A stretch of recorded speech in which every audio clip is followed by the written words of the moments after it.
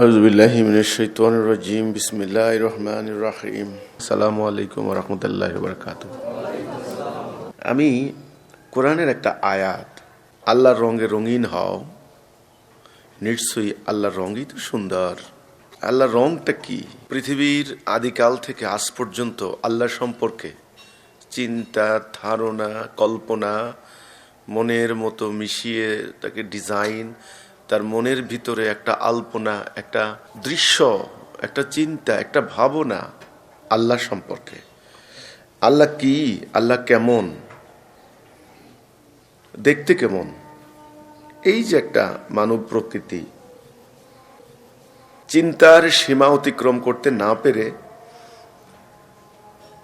চিন্তার সীমানার কারণে, সীমাবদ্ধতার কারণে এই জন্য বহু মানুষ আল্লাহ সম্পর্কে চিন্তায় বাদ দিয়েছে, বাদ দিয়ে নাস্তিক হয়ে গিয়েছে।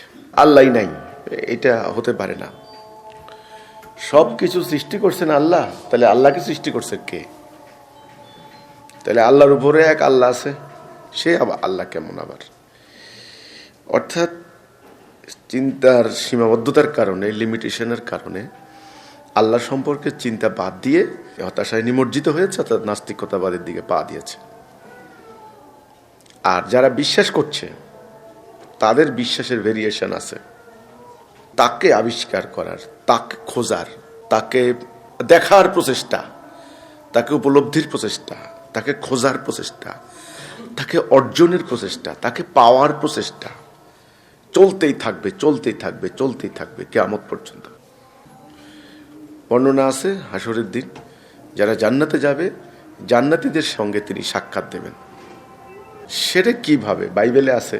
প্রশ্ন করা হয়েছিল ঈসা ইসলামকে, এত বড় বিশাল আল্লাহ সুবহানাহু ওয়া তাআলা, মানুষ কি করে আল্লাহকে দেখবে? তখন ঈসা ইসলাম একটা উদাহরণ দিয়েছিলেন, তুমি কি সূর্যকে দেখো না?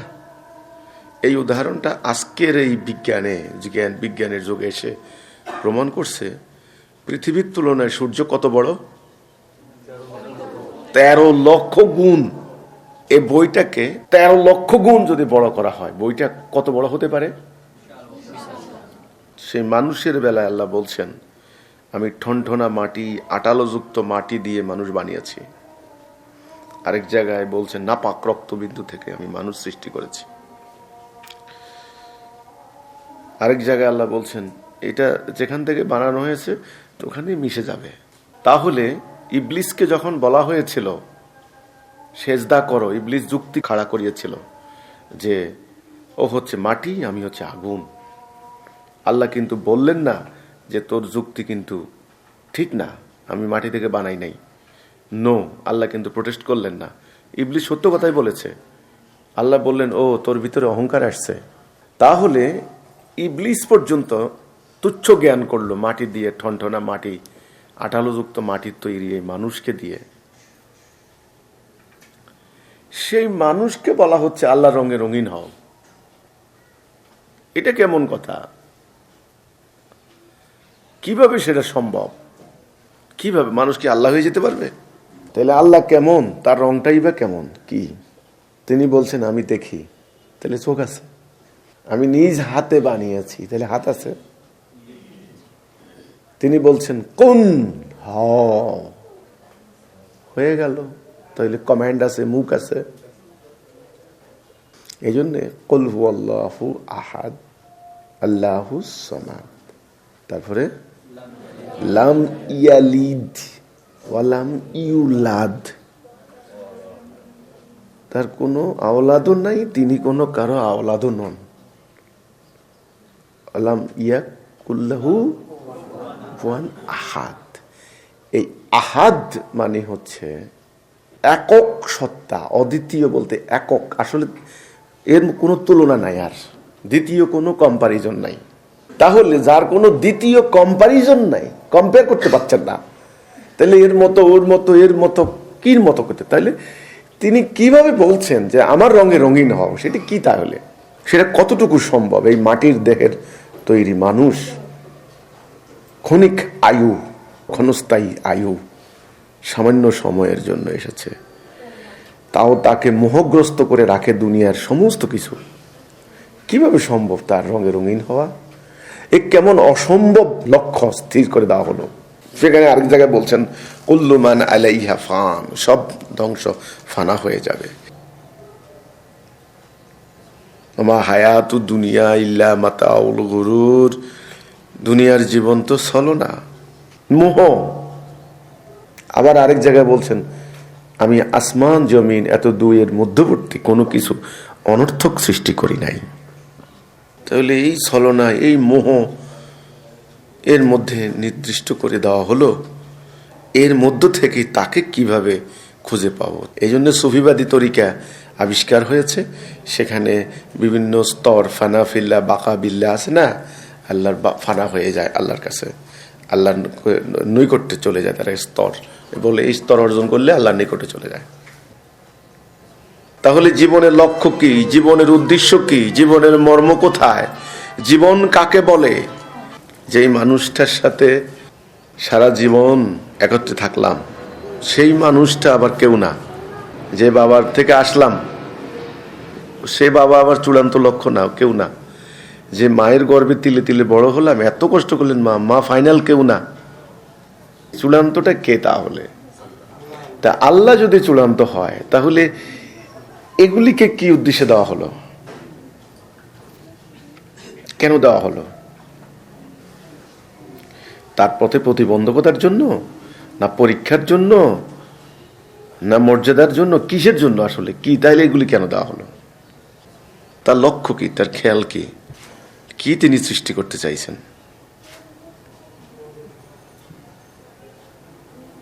এই কথা তো তিনি কাউকে বলেননি, গাছকে বলেননি, পশুকে বলেননি, এত বড় প্রবল তেজস্বী সূর্যকে বলেননি যে আমার রঙে রঙিন হও।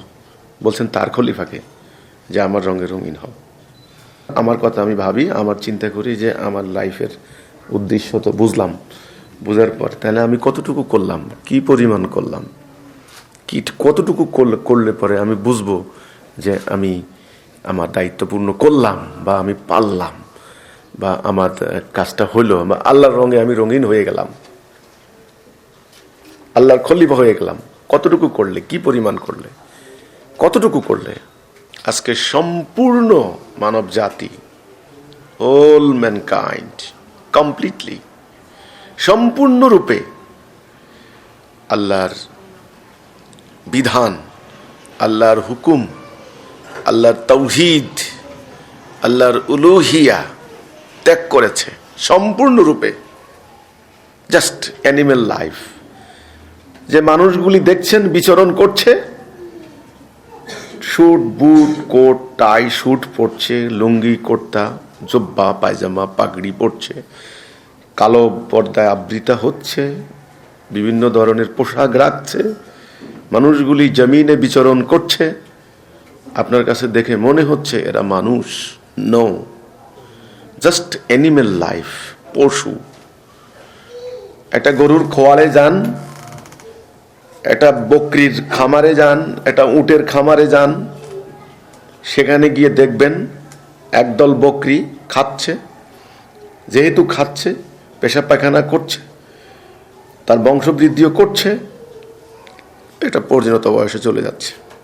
জাস্ট এই মানুষগুলি, 800 কোটি মানুষ, অ্যানিমেল লাইফ, পশুর জীবন।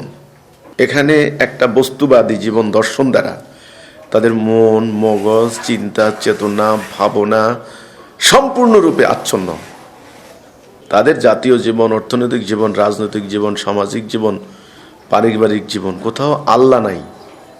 এমন একটা যুগ, এমন একটা টাইমে আমরা এসেছি, অত্যন্ত বিপজ্জনক টাইম। যে দাজ্জালের হাত থেকে পানাহ চাইছেন সমস্ত নবী রাসূলরা, সেই দাজ্জাল সম্পূর্ণরূপে দুনিয়াকে কন্ট্রোল করছে। একটা চামড়ায় মোড়ানো বলের মতো দুনিয়া। আকাশ, জমিন, পানি, এমন কোনো জায়গা নাই দাজ্জালের করায়ত্তের বাহিরে। সেখানে কিসের আপনার ইবাদত হবে, প্রার্থনা হবে, কিসের? আল্লাহর সম্পর্কে একটা বিশ্বাস আছে, জাস্ট এই বিশ্বাসের কারণে সে নামাজ পড়ে, সে গির্জায় যায়, মন্দিরে যায়, প্রার্থনা করে, পূজা করে, সে এটা। কিন্তু আল্লাহ সম্পর্কে তার আকীদা নাই। আকীদাবিহীন, ওই বিশ্বাস অর্থহীন। আকীদা কি, কত গুরুত্বপূর্ণ, কতখানি গুরুত্বপূর্ণ, কতখানি দরকারি। ঈমান কি, ঈমান কাকে বলে, এটা কতখানি, এটা কি আসলে ঈমানের কথাটা কি, রাসূল কেন এসেছেন, রাসূলের জীবনের উদ্দেশ্য কি, রিসালাত মানে কি, তিনি সারা জীবন সংগ্রাম করে কি করতে চেয়েছেন, কি ছিল ওনার সংগ্রামের উদ্দেশ্য, ওনার জীবনের উদ্দেশ্য। আজকে এই আলোচনাগুলি আছে কোথাও? নো, কোথাও নেই। মানুষ আল্লাহর খলিফা, মানুষকে আল্লাহর খেলাফত করতে হবে। খেলাফতটা কি, আল্লাহর খেলাফতটা কি? মানুষের ভিতরে আল্লাহর রূহ আছে, এই ধারণাই তো নাই। একটা হিন্দু হোক, সে হিন্দু, তার ভিতরে কিন্তু আল্লাহর রূহ আছে। একটা খ্রিস্টান, তার ভিতরেও আল্লাহর রূহ আছে। একটা ইয়াহুদি, তার ভিতরেও একটা রূহ আছে, আল্লাহর রূহ আছে। আল্লাহর রূহধারী, যেখানে বারবার বলা হয়েছে যে একই পরিবারের সন্তান, বাবা মায়ের সন্তান, তোমরা আদম হাওয়ার সন্তান, তোমরা এক পরিবার, তোমরা ভাই বোন, সেখানে এই কনসেপ্টটা কোথাও আলোচিত হয় না।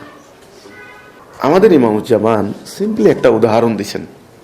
নবী করিম সাল্লাল্লাহু আলাইহি ওয়াসাল্লাম, তিনি বাবা হারাইছেন মায়ের পেটে। মা যখন দুনিয়া থেকে বিদায় নেন তখন ওনার বয়স 6 বছর।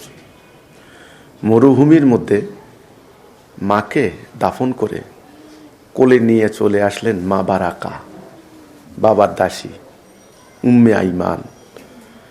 পরে এই মাকেই তিনি আবার বিয়ে দিয়েছেন তার পালক পুত্র জায়েদের কাছে।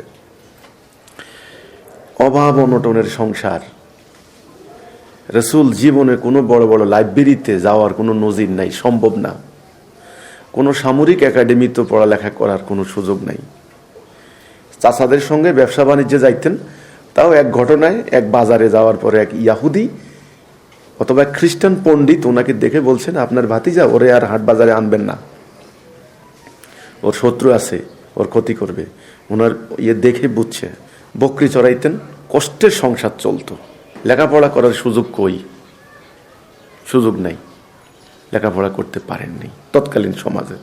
আর তখন তো আরব সমাজ, টোটাল সমাজ ব্যবস্থাটা একেবারে ধ্বংস হয়ে গেছে। শিক্ষা নাই, দীক্ষা নাই, মারামারি, যুদ্ধ, রক্তপাত, অভাব, দারিদ্র। এর মধ্যে ওনার যে পরিবার কুরাইশ বংশ, এই একই অবস্থা, অভাব। প্রমাণ দিচ্ছি, আম্মা খাদিজার সাথে যখন ওনার বিয়ে হয় তখন ওনার বয়স 25 বছর। এগুলো সব গবেষকরা বের করছেন। রাসূলুল্লাহর চারিত্রিক বৈশিষ্ট্য খুব সাংঘাতিক। উনি ভদ্রতায়, সভ্যতায়, আপনার বিশ্বস্ততায়, আমানতদারিত্বে। আম্মা খাদিজা দেখলেন যে এই একটা মানুষ, যা আমার ব্যক্তি জীবনে, আমার ব্যবসায়িক জীবনে যদি ইনি থাকেন, আমার প্রভূত উন্নতি হবে। তো ওনার সংসার শুরু হলো। আম্মা খাদিজার সঙ্গে যখন বিয়ে হয় তখন ওনার ব্যবসা বাণিজ্যের উন্নতি হওয়া শুরু হলো। তখন যাই ওনার চাচাকে বলতেছেন যে, চাচা আপনি এটা কাজ করেন, আকিল আর আলীকে আমাকে দিয়ে দেন, আমি ওদেরকে লালন পালন করি। খাওয়াইতে পারতেছে না তো, চাচারাও খাওয়াইতে পারতেছে না, এত অভাব। তো চাচা বলতেছেন যে, ভাতিজা আমি সবাইকে দিয়ে দিলে আমি থাকবো কি করে, তুমি আলীকে নাও, আমি আকিলকে রাখি। আলী আর আকিল কিন্তু 2 ভাই, কিন্তু মায়ের পেটের একই ভাই। তখন আল্লাহ রাসূল আলীকে নিয়ে আসলেন 10 বছর বয়সে। এই আস্তে আস্তে ব্যবসা বাণিজ্য করতে করতে ওনার সংসারের অভাব অনটন দূর হচ্ছিল।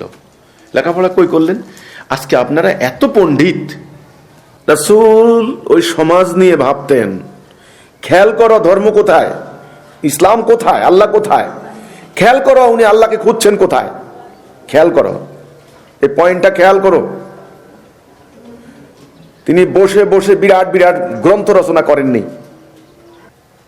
ওনার মনের ভিতরে একটা প্রশ্ন, সমাজে এত অশান্তি কেন, কেন এত অশান্তি? এটা তো মানুষ, মানুষের কোনো মর্যাদা নাই। মানুষ কোমরে দড়ি বাইন্ধা মানুষের বাজার থেকে কিনে আনে, এটা কেমন কথা? একটা হচ্ছে দাস, একটা হচ্ছে মনিব। মানুষ মানুষের দাস, এটা কেমন কথা? মদ খেয়ে চুর হয়ে পড়ে থাকে, বাধা দেওয়ার কেউ নাই। একটা মেয়ে মানুষ, তাকে লুট করে নিয়ে যাচ্ছে, কোনো বিচার নাই, বৈবাহিক কোনো ব্যাপার নাই, জীবন্ত মাটি দেওয়া হচ্ছে। সমাজ এমন কেন? ওনার হৃদয়ে ক্ষরণ হচ্ছিল চিন্তায়, এই সমাজকে বাঁচার কোনো পথ নাই। তখন ওই সমাজের মহাপণ্ডিত আছে আবু জাহেল, আবু লাহাব, ওই সমাজের মহাকবিরা আছে, ওই সমাজের ধন্যাঢ্য ব্যক্তি মুগিরেরা আছে, অভিজাত পরিবারও আছে। তখন সিরিয়া থেকে পোশাক আনে, মিশর থেকে খাবার আনে, ইয়েমেন থেকে খুশবু আনে, এমন এমন পরিবারও আছে মক্কায়। আল্লাহ পছন্দ করলেন কাকে? যেই মানুষটা সমাজকে নিয়ে কাতর হয়ে গেছেন ওই মানুষটাকে, এবং যেই মানুষটা লেখাপড়া জানে না। সিবগত আল্লাহ, আল্লাহ রঙে রঙিন হও, কোনটা তার রং? কোনটা? লেবাস? এত পাণ্ডিত্য? কোনটা তার রং? রাসূলের দিকে তাকাও। যখন প্রথম জিবরাইল আমিন বললেন ইকরা, পড়ুন, তিনি বলছেন আমি তো পড়তে পারি না। একদম একেবারে প্র্যাকটিক্যাল কথা, যে আপনি আমাকে পড়তে বলতেছেন, আমি তো পড়তে পারি না। এটা কেমন কথা গো? যাকে আল্লাহ সুবহানাহু ওয়া তাআলা আখিরি নবী করে পাঠাতেন, যার উপরে 30 পারা কোরআন নাযিল হবে, তিনি বলেন আমি পড়তে পারি না। এটা কেমন যুক্তির কথা? আল্লাহ কি জানেন না? জানেন না? সব জানেন। 3 বার বলার পর চতুর্থবার জিবরাইল আমিন আলিঙ্গন করলেন। কুদরতি ইশারায় উনার হৃদয় উন্মুক্ত হয়ে গেল, তিনি পড়তে লাগলেন, বুঝতে লাগলেন। এই আয়াতগুলি আসার পরে তিনি দৌড়ে চলে গেলেন, ওনার শরীরে জ্বর এসে গেল। ভার, গুরু ভার, দায়িত্ব। আম্মা খাদিজাকে বলতেছেন আমাকে কম্বল দিয়ে জড়িয়ে ধরো, আমি কি দেখলাম, কি পেলাম, এ কি? তখন তিনি আশ্বস্ত করলেন, অন্য অন্য জ্ঞানীদের কাছে নিয়ে গেলেন, বুঝাইলেন যে তিনি ভালো। এই আমার প্রশ্ন হচ্ছে, যিনি দিন প্রতিষ্ঠা করে দিয়ে গেলেন তিনি নিজে লেখাপড়া জানেন না। দ্বিতীয় কথা বলছি, তিনি যেই উম্মাটা তৈরি করলেন নিজ হাতে, যারা ওনার হাতে ঈমান এনে দিনটা প্রতিষ্ঠা করলেন, তারা লেখাপড়া জানে? জানে বলছে সম্পূর্ণ জাতি শেষ পর্যন্ত 40 জন কি 50 জন। তাও আজকের মতো ওই আল আজহার থেকে ডিগ্রি, ওই দেওবন্দ থেকে, ওই আপনার মদিনা বিশ্ববিদ্যালয় থেকে, তেহরান থেকে না। কিরকম? হয়তো লিখতে জানে, পড়তে জানে, বংশলতিকা জানে, এই শিক্ষিত লোক। আজকালকার এই লিখতে জানে, পড়তে জানে এরকম লোকের আপনার শিক্ষিত বলে মনে করেন নাকি? যদিও সরকার পরিসংখ্যানের জন্য বলে যে আমার দেশের 90% লোক শিক্ষিত, পড়তে জানে, লিখতে জানে, তারা দিন প্রতিষ্ঠা করে দিয়ে গেছেন। আর আজকে এত বড় বড় আল্লামা, শত শত বই, গবেষণা করতেছে, পুস্তক বহনকারী গাধা। আল্লাহ কোরআনে বলছেন, আমি বলি নেই। গাধার পিঠে তুমি 100 তাফসির, 1000 অনুবাদ, 2000 ফেকার গ্রন্থ, এগুলা গাধার পিঠে চড়াইয়া দাও। গাধা 100 মাইল হাঁটার পর গাধাকে জিজ্ঞাসা করো, বল তাফসিরে কি বলা আছে? গাধা বলতে পারবে? বলছে আমার পিঠে বোঝা বহন করার কথা, আমি বহন করে চলেছি। কি মাহাত্ম্য আছে, কি তাৎপর্য আছে আমি জানি নাকি? তো পুস্তক বহনকারী গাধা হইও না, বোঝার চেষ্টা করো আল্লাহ কোন পথে, আল্লাহকে কিভাবে পাওয়া যাবে, আল্লাহর সান্নিধ্য কুরবিয়ত কেমনে পাওয়া যাবে, জান্নাত কোন পথে, ওটা চেষ্টা করো বুঝার। এত আলেম, এত আলেম, এত পণ্ডিত, এত কিছু থাকতে আল্লাহ দিন নাই কেন? পৃথিবীতে শিরক, কুফর, দালালা, গায়রুল্লাহ হুকুম চলছে কেন? শোনো, একটা কথা বলি, তোমার হাত পা সব ঠিক আছে, চেহারা সব ঠিক আছে, চুল, নাক, কান, মুখ সব ঠিক আছে, লাং, হার্টবিট সব ঠিক আছে, ঠিক আছে, কিন্তু তোমার আত্মা নাই। এই ঠিক থেকে লাভ আছে? শক্তিশালী দেহ, কি সুন্দর চেহারা, দাঁত গুলে কি শক্ত শক্ত, লাভ আছে? লাভ নাই কেন? দুর্বল না, আত্মা নাই, মরা, ডেড। ওই দাঁতের কার্যকারিতা হবে? ওই হাতের ফাংশন হবে? চোখ দিয়ে দেখতে পাবে? ঠিক তেমনি ইসলাম নামক যে জীবন ব্যবস্থা দেখতে পাচ্ছ আজকে, যে ইসলাম নামক যে ধর্মটা, শুধু ইসলাম নয়, কেবল সব ধর্মেরই এক অবস্থা, আত্মা নাই, আত্মা হারিয়ে গেছে।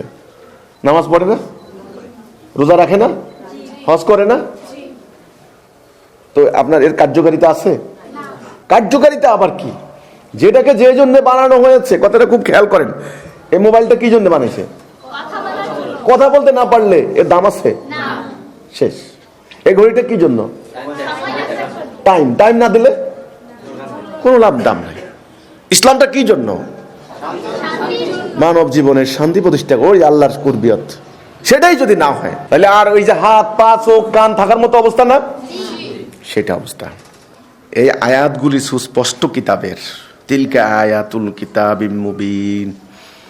আমি তোমার নিকট মূসা এবং ফেরাউনের কিছু বৃত্তান্ত, এই যে কেসাস, যথাযথভাবে বিবৃত করিতেছি।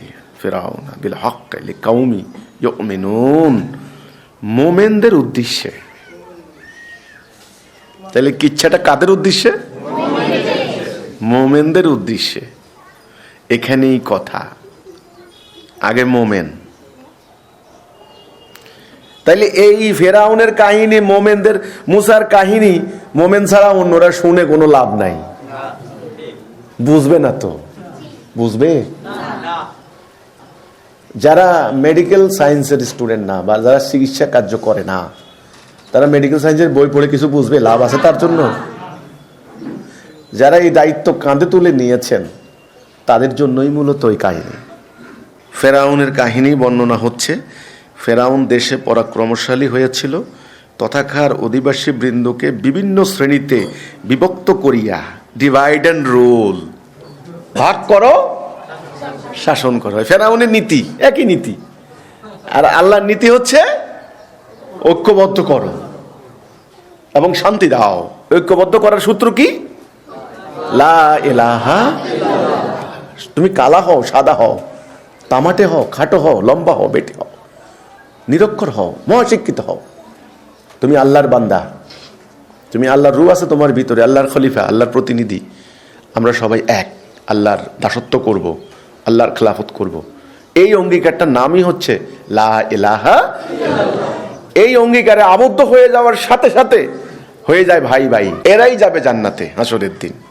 একটি শ্রেণীকে হীনবল করিয়াছিল, হয় দুর্বল, মানে উহাদের পুত্রগণকে সে হত্যা করত, নারীগণকে জীবিত রাখত।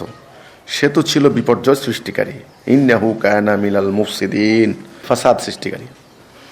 আমি ইচ্ছা করিলাম, এই যে ইচ্ছা করাটা তার,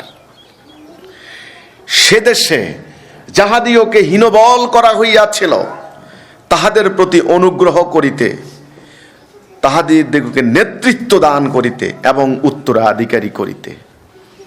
যাদের উপর নির্যাতন করা হচ্ছে, টর্চার করা হচ্ছে, বঞ্চিত করা হচ্ছে, কথা বলতে দিচ্ছে না, খাদ্যের নিরাপত্তা নাই, চিকিৎসার নিরাপত্তা নাই, বাসস্থানের নিরাপত্তা নাই, তাদেরকে ধ্বংস করে দিচ্ছে, আল্লাহ ইচ্ছা করলেন তাদেরকে নেতৃত্ব দিবেন। এই ইচ্ছাটাই যথেষ্ট, আর কেউ রোখাইতে পারবে না। পৃথিবীর সমস্ত শক্তি এসে দাঁড়ালেও আর রোখাইতে। এখন আমাদের বেলায় আল্লাহ ইচ্ছা করছেন কি করছেন না, এর প্রমাণ কিভাবে পাবো আমরা?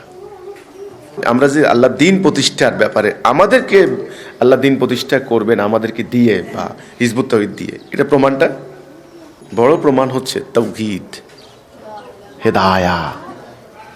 হেদায়া আল্লাহ দিয়েছেন, এ তাওহীদ। ফাইম্মা ইয়াতিয়ান্নাকুম মিন্নি হুদা ফামান তাবিআ হুদায়া ফালা খাউফুন আলাইহিম ওয়ালা হুম ইয়াহজানুন। আল্লাহ বলছেন হেদায়া দেব আমি। হেদায়া কে দিবে? আল্লাহ। যাদেরকে হেদায়া দেওয়া হয় তারা গন্তব্যে যাবেই যাবে। সূরা কাসাসে তাহাদিওকে দেশে ক্ষমতায় প্রতিষ্ঠিত করতে একটা একটা করে বলে দিচ্ছেন, কিন্তু আল্লাহ নেতৃত্ব দেবেন, উত্তরাধিকারী করবেন। ওয়ারিস এনে শব্দ রয়েছে, ওয়ারিস। ওয়ারিস ওরা বলে না আল উলামা ওয়ারাসাতুল আম্বিয়া, বলে না? ওয়ারিস, নবীর ওয়ারিস।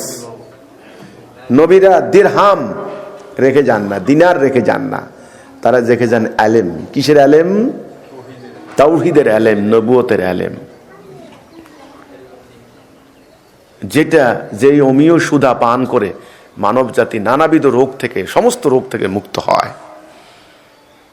কিন্তু আমি নিশ্চিত করে বলতে পারি, যারা দাবি করে ওরাসাতুল আম্বিয়া, তাদের দাবি সত্য নয়। আল্লাহ সুবহানাহু ওয়া তাআলা তাদের দাবি কবুল করছেন না। নো, যেই এলেম হাসিলের উদ্দেশ্য অর্থ রোজগার হয়, প্রতিপত্তি অর্জন হয়, অহংকার বৃদ্ধির জন্য করা হয়, সেই এলেম বিষাক্ত। কারণ নবীরা বলেই দিয়েছেন, প্রত্যেকটা আয়াত আছে, হুদ আল ইসলাম, লুত আল ইসলাম, ইব্রাহিম আল ইসলাম, মুসা আল ইসলাম, প্রত্যেক নবী বলে দিয়েছেন, এবং রাসূল পাক সাল্লাল্লাহু আলাইহি ওয়াসাল্লাম। আমাদের দায়িত্ব তোমাদের কাছে পৌঁছে দেওয়া, আমরা এর কোনো বিনিময় নেব না। আমাদের বিনিময় কার কাছে? আল্লাহর কাছে। ঠিক যারা তাদের এই জ্ঞানের উত্তরাধিকারিত্ব করবে, তারা একই কথা বলবে। তাহলে আল্লাহ সুবহানাহু ওয়া তাআলা আয়াতে বলছেন, আমি ইচ্ছা করলাম তাদেরকে ওয়ারিস করব। কিসের ওয়ারিস? কিসের উত্তরাধিকারিত্ব?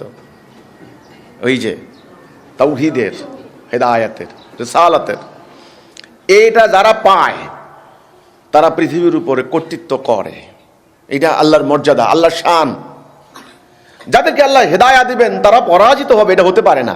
এটা আল্লাহর মর্যাদার সঙ্গে যায় না। এই জন্য সূরা নূরের 55 নম্বর আয়াত আল্লাহ বললেন, আমি ওয়াদা দিয়েছি, আল্লাহর ওয়াদা, আমি ওয়াদা দিয়েছি যারা ঈমান এনেছে এবং আমলে সালেহ করেছে তাদেরকে পৃথিবীতে কি দেব? খেলাফত দেব, কর্তৃত্ব দেব। এই যে ক্ষমতায় প্রতিষ্ঠিত করবেন। আর ফেরাউন, হামান তাহাদের বাহিনীকে তাহা দেখাইয়া দিতে যাহা উহাদের নিকট তাহারা আশঙ্কা করিত। দেখবে হামানের বংশধররা, কারুনের বংশধররা এখনো আছে, দেখবে। এই জন্য আমি বলি, মোমেনরা হতাশ হইও না, নিরাশ হইও না। ওয়ালা তাহিনু ওয়ালা তাহজানু ওয়া আনতুমুল আ'লাউনা ইন কুনতুম মুমিনিন। তোমরা হতাশ হইও না, নিরাশ হইও না, তোমরা বিজয়ী হবে যদি তোমরা মোমেন হও। প্রকৃতির দিকে তাকাও, সিজন পাল্টায়। শীতকাল যখন আসে গাছের পাতা থাকতে পারে না, আপ্রাণ চেষ্টা করে গাছের সঙ্গে লেগে থাকতে পারে না, ঝরে যায়। তাকাও, মাটির নিচে দেওয়া বীজ থেকে ওই উদ্ভিদ চারা অঙ্কুর উদ্গম হয়, সেটা কত বড় বটবৃক্ষ হয়ে যায়। তাকাও ডোবার পানির দিকে, নালা ডোবার পানি, আল্লাহ সুবহানাহু ওয়া তাআলা কি অকল্পনীয় পরিকল্পনার মধ্য দিয়ে সেই পানিকে আকাশে উঠান, সে বৃষ্টি বর্ষণ, পবিত্র করেন, পরিশুদ্ধ করেন। দুর্গন্ধযুক্ত নালার পানি, সমুদ্রের লবণাক্ত পানি মুখে দেওয়া যায় না, সেই পানিকে অকল্পনীয় ব্যবস্থাপনার মধ্যে তিনি আকাশে উঠান, সেখান থেকে বিশুদ্ধ পানি তিনি বর্ষণ করান বৃষ্টির মাধ্যমে। তাকাও মৃদুমন্দ বাতাস, সেই বাতাস কিভাবে ঘূর্ণিবার্তা সৃষ্টি করে। কাজেই সূর্য যখন দিক পাল্টায়, দিবসের প্রথম ভাগে পূর্ব দিকে, দিবসের শেষ ভাগে পশ্চিম দিকে, সূর্য যখন দিক পাল্টায়, বাতাস যখন গতি পাল্টায়, প্রকৃতি যখন পরিবর্তন হয়, নিচু যখন উঁচু হয়, উঁচু যখন নিচু হয়, মনে রাখবে আজকে যারা সমাজের অধিপতি, ধর্মের অধিপতি, ওরাসাতুল আম্বিয়া, নায়েবে নবী দাবি করছে, তারা নিজেদের নফসের প্রতি জুলুম করেছে, আল্লাহর প্রতি অন্যায় করেছে, তারা মানব জাতির প্রতি অবিচার করেছে। আল্লাহ সুবহানাহু ওয়া তাআলা লানত, আল্লাহর ক্রোধান্বিত হয়েছেন এদের উপরে। এখন আল্লাহর এদেরকে অধপতন ঘটাবেন। এরা নিচে যাবে, ছোট হবে, ক্ষুদ্র হবে, হীনগ্রস্ত হবে। তারা দুর্বল হতে হতে হতে হতে তারা বিলীন হয়ে যাবে ইতিহাসের পাতা থেকে। আর যাদেরকে দুর্বল মনে করা হতো, ঘৃণা করা হতো, তাচ্ছিল্য করা হতো, তারা যদি আল্লাহর প্রতি ঈমান আনে এবং আমলে সালেহ করে, আল্লাহ তাদেরকে আসমানের সমান উঠাবেন। এটা আল্লাহর সিদ্ধান্ত। কোরআনে আছে, আল্লাহ সুবহানাহু ওয়া তাআলা বলছেন, মুস্তাদাফিন, বঞ্চিত, অসহায়, নিপীড়িত মানবতা। শর্ত আছে, ঈমান না আনা পর্যন্ত বঞ্চনা চলতেই থাকবে। আমি বঞ্চিত, অসহায়, নিপীড়িত, আল্লাহ আমাকে সাহায্য করো, নো, ঈমান না আনা পর্যন্ত বঞ্চনা চলতেই থাকবে। ঈমান আনো, আমল সালেহ করো, তবে তুমি ওই যে আমি উদাহরণ দিলাম ডোবার পানি আকাশে উঠতে পারে। কে করেন? আল্লাহ। এই মোমেনদের জন্য আয়াত, নিদর্শন। তারপরে 7 নম্বর আয়াতে, মুসার জননীর অন্তরে আমি ইঙ্গিতে নির্দেশ করিলাম। আওহাইনা ইলা উম্মি মুসা, মুসা আলাইহিস সালামের মায়ের প্রতি তিনি ওয়াহি দিলেন কি, শিশুটিকে স্তন্য দান করিতে থাকো, যখন তুমি তাহার সম্পর্কে কোনো আশঙ্কা করবে তাহাকে দরিয়ায় নিক্ষেপ করিও। কেমন কথা! ভয় করিও না, দুঃখ করিও না, আমি অবশ্যই উহাকে তোমার নিকট ফিরাইয়া দিব, ইহাকে রাসূলদের একজন করিব, মুরসালিন। এই কেমন ঈমান মুসা আলাইহিস সালামের মায়ের, কেমন ইঙ্গিত, কেমন ওয়াহি ওনার উপর আসলো, কিভাবে এটার উপরে তিনি ঈমান স্থাপন করলেন। হ্যাঁ, দুধ খাচ্ছে এই সন্তান, তাকে সমুদ্রে ভাসাইয়া দিবে। হ্যাঁ, একটা বাচ্চা, এইটুকু একটা বাচ্চা। আল্লাহর এই ওয়াদার প্রতি তিনি কিভাবে ঈমানটা রাখলেন, আল্লাহকে তিনি কিভাবে চিনলেন, কতটুকু চিনলেন, কতটুকু ট্রাস্ট, কতটুকু বিশ্বাস, কতটুকু নির্ভরতা আল্লাহর উপরে। ঠিক তাই করলেন। আল্লাহ বলছেন তোমার এই পুত্রকে আমি ফিরিয়ে দিব, তাকে রাসূল বানাবো। কম্পিটিশন করে পানি তুলতেছে, মেয়েরা পারতেছিল না, পুরুষরা পানি তুলে তুলে নিয়ে যাচ্ছে। তো তিনি দেখলেন দূরের থেকে, দেখে উনি আগে আসছেন যে কি ব্যাপারটা কি, তোমরা পারতেছ না, বলছে আমার কাছে তো আমি তুলি। তো উনি কিন্তু সাধারণ মানুষ ছিলেন না, উনি ওই ফেরাউনের সেনাবাহিনীর শক্তিমান পুরুষ ছিলেন, তরুণ মুসা আলাইহিস সালাম। তো জানতেন না যে উনি নবী হবেন। তো মেয়েদেরকে পানি তুলে দিছে। তো মেয়েরা বলতেছে, ওই 2 বোন বলতেছে যে আপনি এত বড় উপকার করলেন, আমাদের আব্বা শুনলে অনেক খুশি হবেন, চলেন আমাদের বাড়ি চলেন। এগুলা তো ডিজাইন করা মানচিত্র, ম্যাপ দিয়ে দিছে তোমাকে, ম্যাপের বাহিরে তুমি যেতে পারবা না। টোটাল ঘটনাটা হচ্ছে ওই যে বললো না দরিয়ায় নিক্ষেপ করো, দরিয়ায় নিক্ষেপ করে এটা ওই পানিতে ভাসাতে ভাসাতে ভাসাতে ভাসাতে আল্লাহ বললেন আমি তাকে সেখানে নিয়ে গেলাম। এটা কিন্তু পরে কাহিনীটা বলতেছেন আবার মুসা আলাইহিস সালামকে, আল্লাহ বলতেছেন ফেরাউনের স্ত্রী ওনাকে তুলে আনছে, আনার পরে ফেরাউনকে বলতেছে শিশুটা তো দেখতে সুন্দর, খুবই সুন্দর, চক্ষু জোড়ানো, নয়ন জোড়ানো, ও আমাদের জন্য কল্যাণকামী হবে, ওরে আমরা রাখি। ফেরাউন কিন্তু সবসময় একটা আশঙ্কিত ছিল, কিন্তু এটা কে না কে আবার কি, এরই মধ্যে সে কিন্তু ইয়াহুদিদের সন্তানদের হত্যা করার নির্দেশ দিয়ে দিছে। এই জন্য ইহুদিদের মহল্লা থেকে আসছে কিনা এই ধরনের একটা ইয়ে ছিল তার। তো কাহিনী ওখানে ওই ফ্যামিলিতেই তিনি বড় হচ্ছেন, ফেরাউনের ফ্যামিলিতে। ওনাকে সামরিক বিদ্যা শিক্ষা দিয়েছে, যুদ্ধবিদ্যা শিক্ষা দেওয়া হয়েছে, সমস্ত ট্রেনিং ওনাকে দেওয়া হয়ে গেছে। উনি অলরেডি ফেরাউনের পরিবার, উনি বড় হয়ে গেছেন। এরই মধ্যে উনি তো আসলে মানবতাবাদী লোক, ওনার হৃদয়ে ধর্ম আছে। বুঝেন না ঘটনাটা? এই জিনিসটা না যার হৃদয়ে থাকে, এটা হলো সুপ্ত বীজের ন্যায়, সুপ্ত বীজের ন্যায়। যদি অনুকূল পরিবেশ পায়, মাটি পায়, সাথে সাথে এটা অঙ্কুর গজায়। ওনার ভিতরে ওই মানবতাটা ছিল। দেখে কি ওই যে কিপ্তি আর হলো ইয়াহুদি, এই ইয়েটা আমাকে হেল্প কর, আমাকে মারছে। উনি হেল্প করতে গেছেন, ঝগড়া লাগছে, 2 লোক তো চল মারে। এক চড়ে কি মানুষ মারা যায়? একটা চড়ে মানুষ মারা যায়? মুসা আলাইহিস সালাম যখন সেভ করতে গেলেন ওরে, ওই লোকটা মারা গেছে।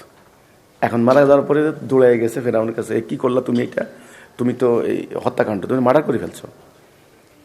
তখন সেখানে তৎকালীন আইনও কঠোর আইন ছিল কিন্তু। তো সেখান থেকে তিনি পালিয়ে যান। এই শুরু, এই ওনার জীবনযাত্রার শুরু। এতদিন ছিল রয়্যাল ফ্যামিলিতে, দাপটের সঙ্গে, প্রভাবের সঙ্গে ইত্যাদি। তো উনি যখন চলে গেলেন, এই যাওয়ার পরে উনি ওই যে গাছের নিচে বসে আছেন, উনি বিশ্রাম নিচ্ছিলেন, তখন এই পথ পাওয়া শুরু। এই যে মানচিত্র, আমি বললাম না ডিজাইন, ওই মেয়েরা নিয়ে গেলেন বাপের কাছে। ওই বাপ তো বাপ না, উনি সোহাইব আলাইহিস সালাম, আরেক নবী।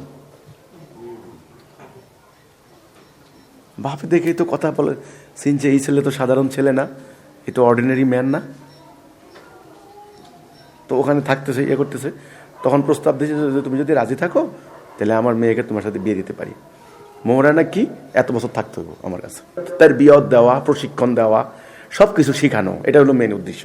আসলে প্ল্যানটা তো আল্লাহর, ফ্যামিলি নিয়ে রওনা দিয়েছেন, তখন এই ফ্যামিলি এই বসা বলছে তোমরা এখানে থাকো, আমি দেখি কিছু কোনো সন্ধান পাই কিনা। তখন এই তুর পাহাড়, তো ওই আগুন জ্বলতেছে বা ধোঁয়া, সেখানে মুসা ইসলাম মনে করলেন যে কিছু একটা পাওয়া যাবে, আগুন বা কোনো লোকজন আছে। হঠাৎ শব্দ, হে মুসা। এটা শুনে কিরে, নির্জন এলাকা, পাহাড়ে শব্দটা প্রতিধ্বনিত হচ্ছে।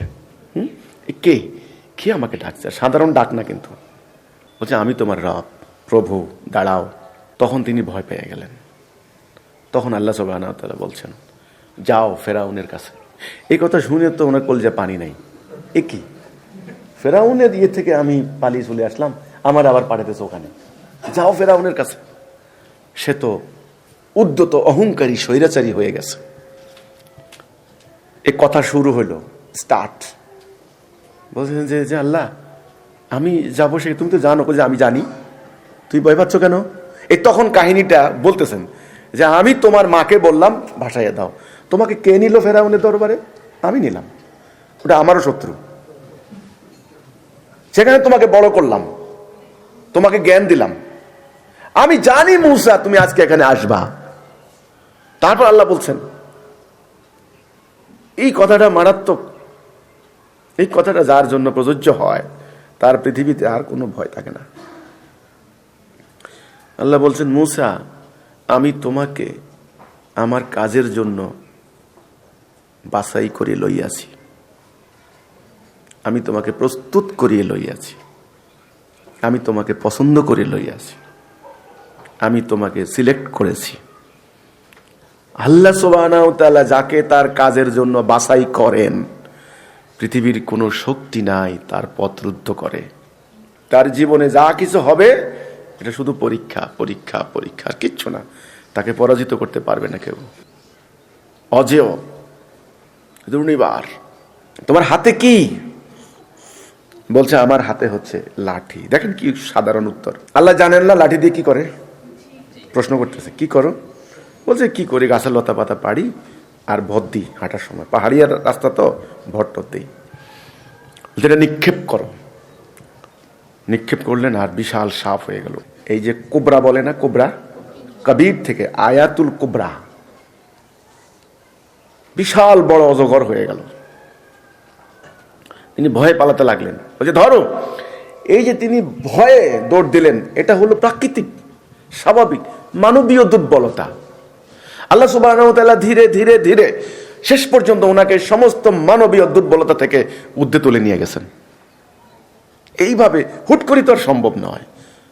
রাসূলকে যখন বলা হলো ইকরা বিসমি রাব্বিকাল্লাযী খালাক, মানবীয় দুর্বলতা। এ কি, এ কেন আসলো, কি জন্য আসলো, আমি কি, কেন, এর প্রেসার, এর চাপ, ওনার জ্বর উঠে গেল, এটা মানবীয়।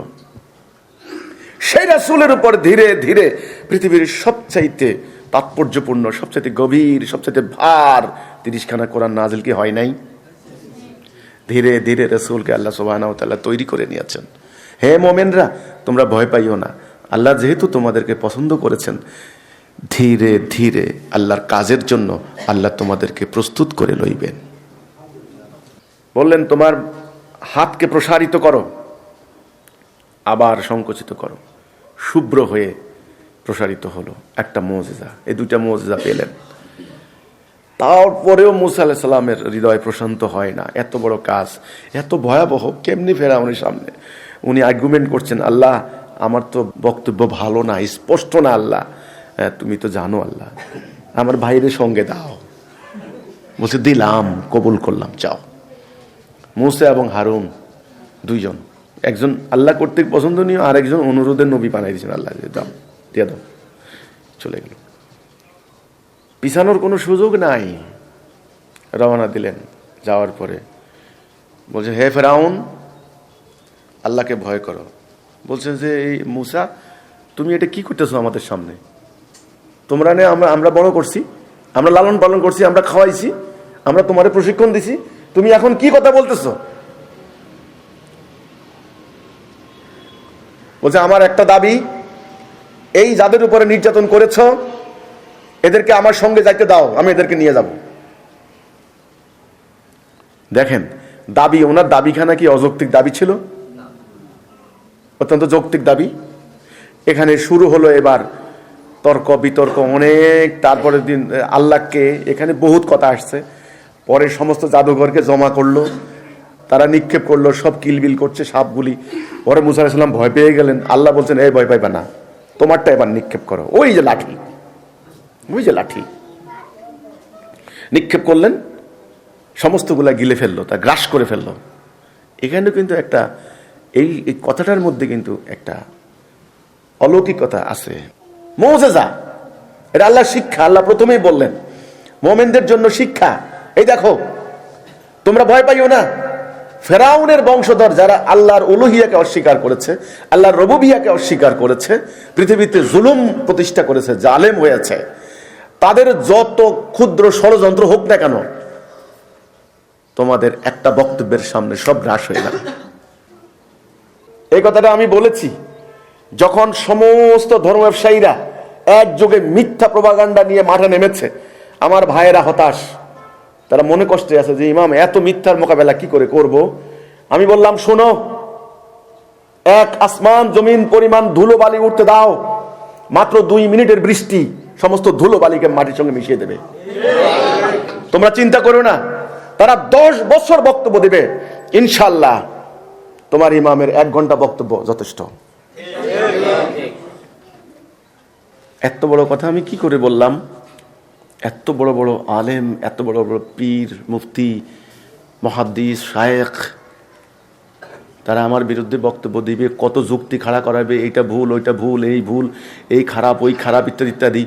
6 মাস ধরে বক্তব্য দিবে। আমি বললাম 1 ঘন্টা দেব, ওই 6 মাসের ধুলোবালি শেষ। মিলল না? এক এক জাদুঘরে এক এক ধরনের ফল ফেলছে। এগুলা দেখে আতঙ্কিত হয়ে গেছেন আমাদের মুজাহিদদের অবস্থা সেটা। মাঝে মধ্যে আমার কাছেও লাগে, অদ্ভুত লাগে, কেমনে এত মিথ্যার মোকাবেলা করব।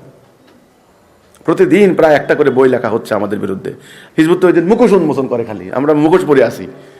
আরে মুখোশ তো আমরা পড়ি নাই, মুখোশ তো তোমরা পড়ছো। তোমাদের মুখোশ সরিয়ে মানুষ দেখে, দেখি হুজুরের চেহারাটা কি আসলে। আমার তো মুখোশ নাই, আমার যা তা। যখন মুসা মাদায়া নবী মুখে যাত্রা করিল, ওই ওই ওই হত্যাকাণ্ডটা ঘটে গেল আর কি। আরেকজন বলল আমাকে সেভ করো। তখন, হে মুসা, গতকালে তুমি যেমন এক ব্যক্তিকে হত্যা করিয়াছ, সেভাবে আমাকে কি হত্যা করিতে চাও? তুমি তো পৃথিবীতে স্বেচ্ছাচারী হইতে যাইতেছ, শান্তি স্থাপন করতে চাও না?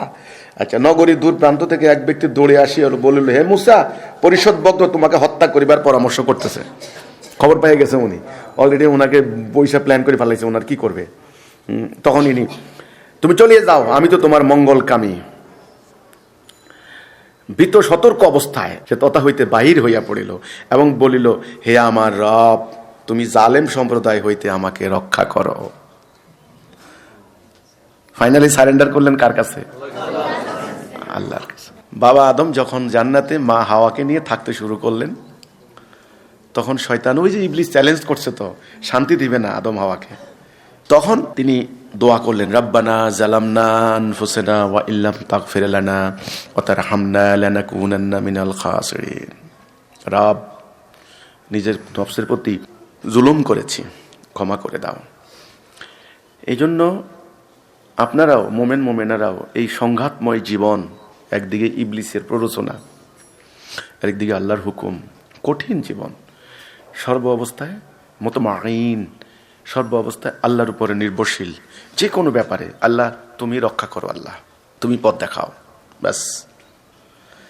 তিনি আল্লাহর কাছে সুপর্দ করলেন। যখন মুসা মাদায়া নবীমুখে যাত্রা করলো, তখন বলিল, আশা করি আমার রব আমাকে সরল পথ প্রদর্শন করবেন। এই যে রব্বি আইয়াহদিয়া, হেদায়া, রাইট ডাইরেকশন, এই হেদায়া। যখন সে মাদিয়ানের কূপের নিকট পৌঁছলো, দেখিল একদল লোক তাহাদের জানোয়ারগুলিকে পানি পান করাইতেছে। আচ্ছা, 2 জন নারী পশুগুলি আগলাইতেছে। মুসা বলিল, তোমাদের কি ব্যাপারে? মুসা বলিল, আমার আপনার মধ্যে চুক্তি রহিল, এই 2টি মেয়াদের কোনো একটি পূর্ণ করিলে আমার বিরুদ্ধে কোনো অভিযোগ। ওই যে বিয়ের পরের ঘটনা। মুসা যখন মেয়াদ পূর্ণ করিল, তখন তুর পর্বতের দিকে আগুন দেখিতে পাইল। তাহার পরিজন বর্গকে বলিল, তোমরা অপেক্ষা করো, আমি আগুন দেখিতেছি, সম্ভবত আমি সেটা হইতে তোমাদের জন্য খবর আনিতে পারি। অথবা এক খণ্ড জ্বালানি কাঠও আনতে পারি, যাহাতে তোমরা আগুন পোহাইতে পারো।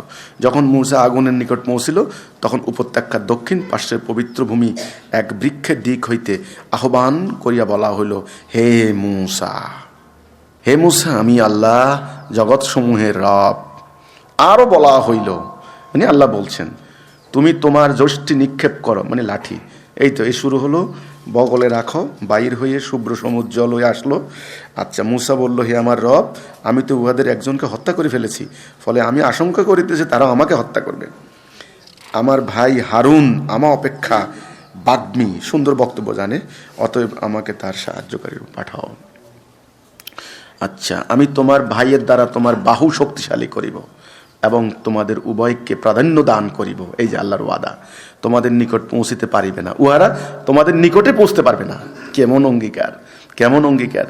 তোমরা এবং তোমাদের অনুসারীরা আমার নির্দেশ বলে উহাদের উপর প্রবল হইবে। আল্লাহ বলে দিছেন একদম। তা আল্লাহ বলতেছেন, এই পৃথিবীতে আমি উহাদের পশ্চাতে লাগাইয়া দিয়াছি লানত, এবং কিয়ামতের দিনে উহারা হইবে ঘৃণিত। একদম। আমি তো পূর্ববর্তী বহু মানব গোষ্ঠীকে বিনাশ করেছি। পরে মূসাকে দিয়েছিলাম কেতাব, মানব জাতির জন্য জ্ঞানবর্তিকা, পথনির্দেশ, অনুগ্রহ স্বরূপ, যাহাতে উহারা। আচ্ছা, এবার রাসূল প্রসঙ্গে চলে আসছেন, যিনি তোমার জন্য কোরআনকে করিয়াছেন বিধান, তিনি তোমাদিগকে অবশ্যই ফিরাইয়া আনিবেন জন্মভূমিতে। এই যে আল্লাহ সুবহানাহু ওয়া তাআলা করছেন, মক্কা থেকে বের করে দিয়েছেন না, এই কাহিনীটা বর্ণনা করে রাসূলকে এবার বলতেছেন, রাসূলকে বলতেছেন, বলো আমার রব ভালো জানেন কে হেদায়ার নির্দেশ আনিয়াছে আর কে স্পষ্টত বিভ্রান্তিতে আছে। কি সাংঘাতিক কথা এটা! এত অহংকার করে কি লাভ?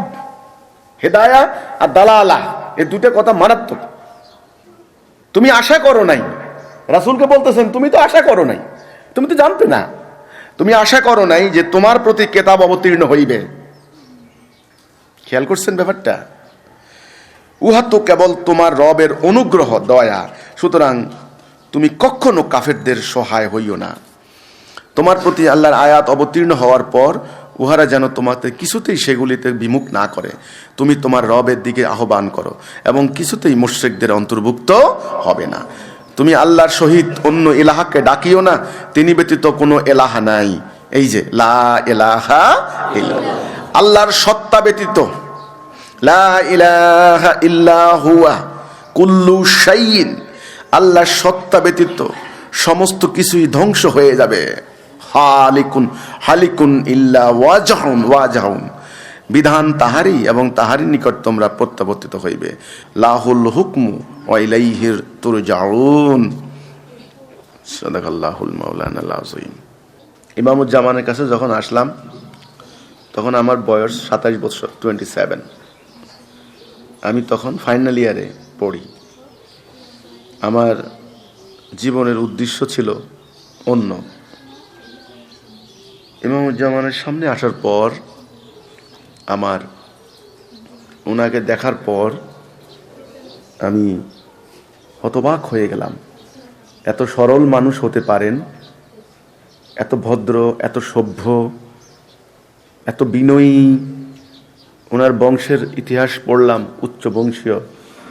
ওনার বংশের ইতিহাস অনেকেই জানেন না আসলে। ওনার সম্পর্কে অজ্ঞ জাহেল মূর্খরা কথা বলে। এত বড় বিরাট রাজবাড়ি, এক সময়ের প্রবল ক্ষমতাশালী জমিদার পরিবার, যাদের হাজার হাজার একর বিঘা সম্পত্তি, যাদের পূর্বপুরুষরা ঘোড়ার পিঠে চড়তেন, হাতির পিঠে চড়ে শুধু রাজ্য শাসন করতেন, সেই পরিবারের উত্তরসূরি, যার ধমনীতে উচ্চবংশীয় রক্ত প্রবাহমান, যিনি সেই পাঠান গোত্রের বীর পুরুষ, দুর্ধর্ষ শিকারী, আজকে তোনার বয়স 70-এর উপরে, 72-এর উপরে। চোখগুলি বাঘের মতো বড় বড়, নাকটা উন্নত, কপালটা একদম পিছনে, চুলগুলি শীতে দেওয়া পিছনে, একদম মাঝখান থেকে। শরীরে কোনো মেদ নাই, লম্বা গড়নের ফর্সা, কথা বলেন অত্যন্ত ধীরে ধীরে। চোখ যখন বন্ধ করেন, বোঝা যাচ্ছে না যে একটু পরে তিনি কি বলবেন। চোখের দিকে তাকানোর ক্ষমতা নাই, এরকম। আমাকে পেয়ে তিনি নিকটে বসালেন, বললেন বসো, দূরে তাকাও। আমি বললাম দূরে তাকাবো বুঝতেছি না ইমামুজ্জামান। বলছে হৃদয় সংকীর্ণ, ক্ষুদ্র চিন্তার উপরে উঠো। চেষ্টা করলাম হৃদয়ের দরজা খুলতে, ভাঙে না, এত ভার কথা বুঝতেছি না। আমি বললাম ইমামুজ্জামান আমার জন্য দোয়া করেন। তিনি মৃদু একটা ধমক দিলেন। ধমকের সঙ্গে সঙ্গে মনে হয় যেন একটা ধাক্কা লাগলো আমার দরজায়, হৃদয়ের দরজায়, তালাটা ভেঙে গেল। আমি মনে হয় যেন উপরের দিকে উঠতে লাগলাম, দেখতে লাগলাম। সংকীর্ণ কামরার মধ্যে ছিলাম, কামরা থেকে বের হলাম, পুরো বিল্ডিংটা চেহারার মধ্যে আসতে লাগলো। এ কি, বহু কিছুই তো আছে, এত বড় শহর, এত বড় দুনিয়া, এটা তো কখনো দেখিনি। দেখতে লাগলাম, দেখতে দেখতে দেখতে দেখতে প্রায় 2 ঘন্টা তিনি আমার সাথে কথা বললেন। সেই থেকে শুরু, হিসেব করা 12 বৎসর ওনার সান্নিধ্যে ছিলাম। 12 বৎসর। আমার বয়স যখন 40-এ পূর্ণ হলো, আমি হতবাক হয়ে গেলাম। 2012 পুরো 40 বৎসর পূর্ণ হলো আমার বয়স। আমি তো আর হিসেব করি নাই, পরে হিসাব করে দেখলাম তিনি চলে গেলেন। এখন চলে যাওয়ার পরে আমি সাগরে পড়ে গেলাম। এ কি, এখন কি অবস্থা হবে আমাদের, কি উপায় হবে, আমরা এখন কি করব, কোথায় যাব? একদম দরিয়ায় নিক্ষেপ করে দেওয়া হলো আমাদেরকে, বাঁচার কোনো আশা নাই। চতুর্দিকে শত্রু, সরকার, আইন শৃঙ্খলা বাহিনী, চতুর্দিকে ভুল বুঝতেছে আমাদেরকে। মিডিয়াগুলি অনবরত মিথ্যা লিখে যাচ্ছে। এরই মধ্যে আমার বাড়ি হামলা হলো, 3 বার হামলা হয়ে গেছে অলরেডি। 9টা বাড়ি আগুন দিয়ে জ্বালাই দিছে। আমার ফ্যামিলি নাই, উদ্বাস্তুর জীবন যাপন করছেন, রাস্তাঘাটে থাকতেছে আমার ফ্যামিলি, বাড়ি নাই, ঘর নাই। কি হবে হিজবুত তাওহীদের? হঠাৎ করে ওনার দেহ মোবারক ভিতরে, রুমের ভিতরে, আমি ভিতর থেকে এসে ওনার কাছ থেকে একটু বিদায় নিলাম, দোয়া চাইলাম যে আমাকে এখন এই কঠিন সংবাদটা দিতে হবে, দুঃসংবাদ, যে তিনি আমাদের ছেড়ে চলে গেছেন। আমি অনেকক্ষণ ওনার বুকে কান লাগাইয়া শুনলাম। আমার বিশ্বাস হচ্ছিল না যে ওনার হার্টবিট আছে কিনা। অনেকক্ষণ কানের সঙ্গে লাগিয়ে দেখলাম, অনেকক্ষণ চেষ্টা করলাম, মনে হচ্ছে যেন আছে আছে। পরে আমি বললাম না, এটা আমার নিজের হার্টবিট শব্দ শুনতে পাচ্ছি, ওনার না। আসলে মানে এতটাই বিভ্রান্ত হয়ে গেছি, বিশ্বাস করতে পারছি না যে উনি চলে যাবেন। এত বড় পথ যিনি দেখালেন, এই হেদায়া যিনি দেখালেন, এত বড় স্বপ্ন যিনি দেখালেন আমাদেরকে, তিনি চলে গেলেন, এটা কেমন কথা হলো? পরে আমি বেরিয়ে আসলাম, এসে দেখলাম গড়াগড়ি করছে, সবাই কান্নাকাটি করছে, মানতে পারছে না। অনেকে বিশ্বাস করে বসে আছে যে উনি আবার জীবিত হয়ে উঠবেন, এরকম বিশ্বাস। তো পরে আমি বললাম কাঁপা কাঁপা কণ্ঠে, জড়ানো কথায় আমি বললাম, আল্লাহর ইচ্ছা হয়েছে, তিনি আমাদেরকে ছেড়ে চলে গেছেন, আল্লাহ ওনাকে নিয়ে গেছেন। ইন্না লিল্লাহি ওয়া ইন্না ইলাইহি রাজিউন।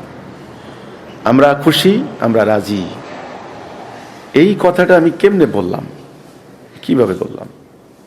আল্লাহ, তোমার নিকট খালি একটা প্রার্থনা, তুমি আমাদের উপর রাজি থাকো, তুমি আসো তো ব্যাস। তুমি তো যাওনি কোথাও।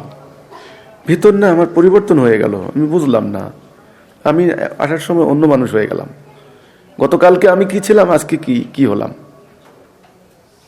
যারা আমার সাথে ছিলেন তারা বুঝতে পারলেন। পরদিন থেকে আমার কথাবার্তা আমূল পরিবর্তন হয়ে গেল। কে বলছে কথাগুলি, কেমনি বলছি, আমি নিজেও হতবাক হচ্ছি। এ কি, আমি এ কথা কোত্থেকে বলছি, এভাবে কেন কথা বলছি? আমি কি করলাম? ঘোষণা দিলাম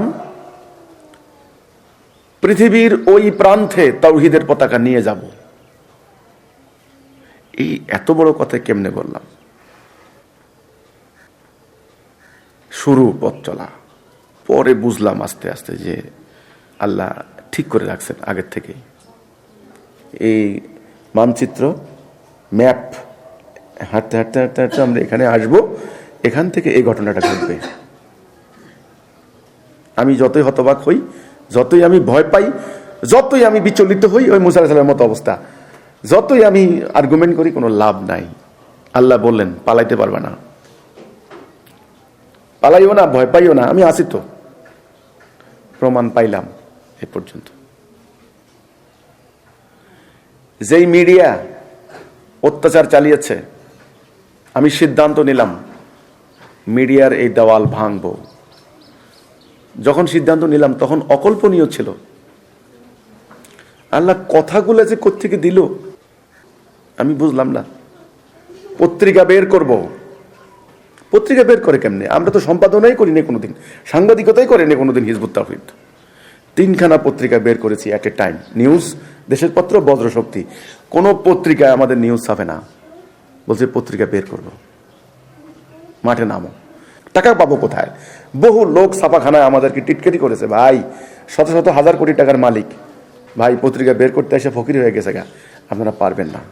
এটা বাস্তব কথা। কিন্তু কেমনে কিসের উপর হাত দিলাম, কেমনি করলাম আল্লাহ জানে। সেই দরিয়া, সেই নদী পার হয়ে গেলাম। চতুর্দিকে হাজার হাজার মোল্লা ঘেরাও দিল, ধ্বংস করে দিবে সবাইকে।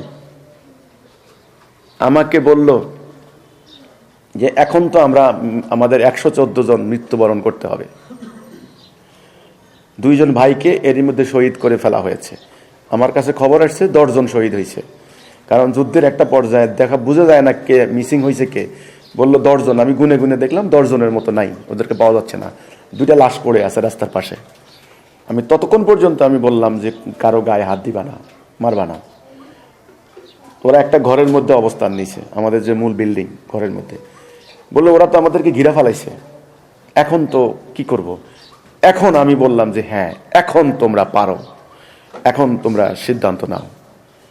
কারণ ঘরের মধ্যে ঢুকে গেছে, এখন তোমার বাঁচা তোমার ফরজ, বাঁচতে হবে। যা করা দরকার তাই করবা। ওরা জিজ্ঞাসা করেন কারো কাছ থেকে, যেই না আমি এই ডিসিশনটা দিলাম, সাথে সাথে আল্লাহ সাহায্য চলে আসলো। কোত্থেকে স্পেশাল ফোর্স আইসা ফায়ারিং করে, গুলি করে 2200-2500 রাউন্ড গুলি করছে। 2500 রাউন্ড। আপনারা একটা গুলি করতে পারতেন? একটা পারতেন? প্রশ্ন হতো না গুলি করতে পাইছো?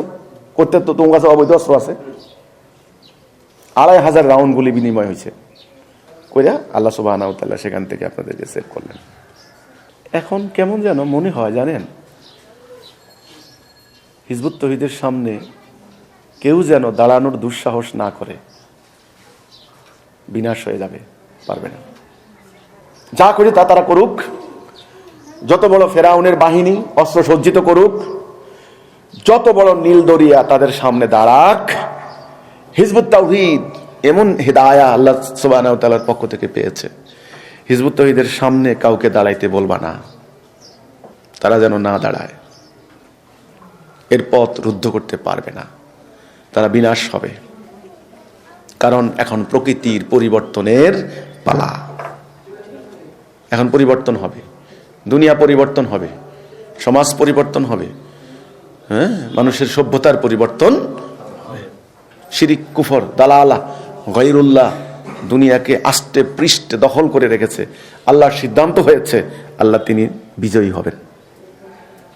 আমরা তো মুসের লাঠির মতো, লাঠি সাপ হয়ে গেছে না, অজগর মহাশক্তি সব গ্রাস করছে। তো আমরা তো লাঠি, কিচ্ছু না। মুসা সাল্লাম বললেন এটা দিয়ে কি করো? গাছের লতা পাতা পারি, স্বাভাবিক। লক্ষ লক্ষ লাঠি গাছের ডাল ভেঙে পড়ে পচে যায়, ইতিহাসে আছে কিছু।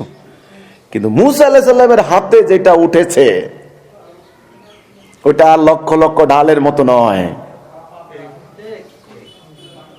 ওটা অন্য, ওটা মুজিজা হয়ে গেছে। তোমরা মনে রাখো, যাকে যাকে আল্লাহ সুবহানাহু ওয়া তাআলা সিলেক্টেড করেছেন, পছন্দ করেছেন, নির্বাচিত করেছেন, তোমরা আর সমাজে বিচরণ করা অন্য 8-10 জন মানুষের মতো নাও। মনে রাখো, তোমাদের সাথে যারা শত্রুতা করবে তারা আল্লাহর সাথে শত্রুতা করলো। যারা তোমাদেরকে বেইজ্জতি করার চিন্তা করবে তাদেরকে আল্লাহ বেইজ্জতি করবেন। যারা তোমাদেরকে পরাজিত করার চিন্তা করবে আল্লাহ ওদেরকে পরাজিত করবেন। মনে রাখো, সেই সমাজের রাষ্ট্রের যত বড় উচ্চ ক্ষমতাশালী হোক না কেন, তার ক্ষমতা মুহূর্তের মধ্যে বালুর সঙ্গে মিশে যাবে।